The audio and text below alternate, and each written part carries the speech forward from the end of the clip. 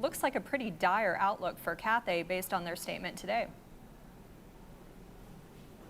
Yes, well, it is. They are in a dire situation at the moment. I mean, they're across the industry. They are. Cathay basically said in February they had to cut their capacity by 30%, and then in March and April, 65% of the capacity has been cut. And they're looking at further cuts probably into May.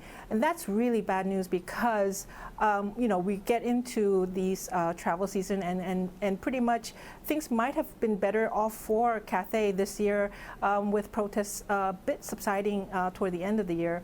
But with the coronavirus, it's really become a very serious problem for not just Cathay, but across all the industry. I mean, what's interesting is that even though the stocks lost, about 20% over the course of a year, analysts are divided and some see quite a bit of upside and opportunity might be in the making. What does the company need to do, though, to further minimize the impact from the coronavirus outbreak? What else is in the cards?